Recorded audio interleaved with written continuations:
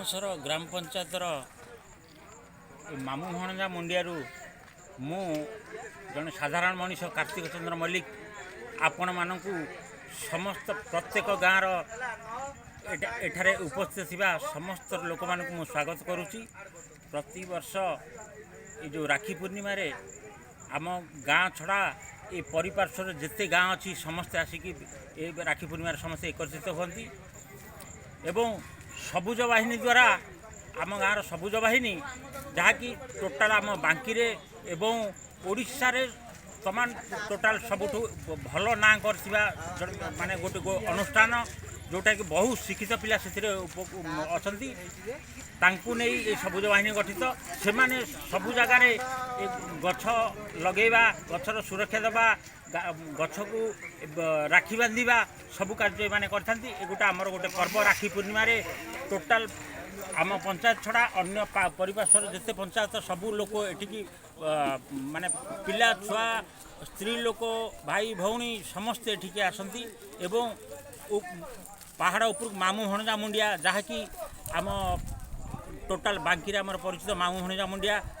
जहाँकि बहु उच्च 577 मीटर यार दैर्घ्यता 577 मीटर। तेणु सबुठ उच्चतम श्रृंग जहाँ को कहले एठू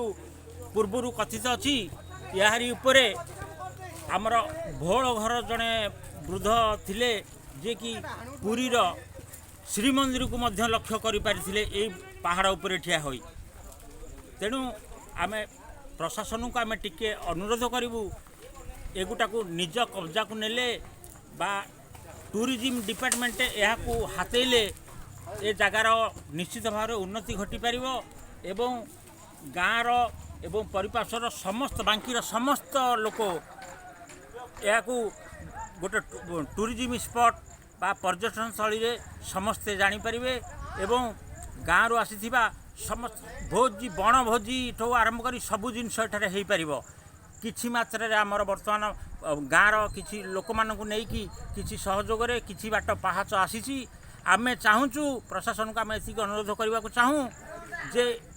जेमिति आमर कपिलास होइछि सेमिति एठू 557 पाहाच जो 552 पाहाच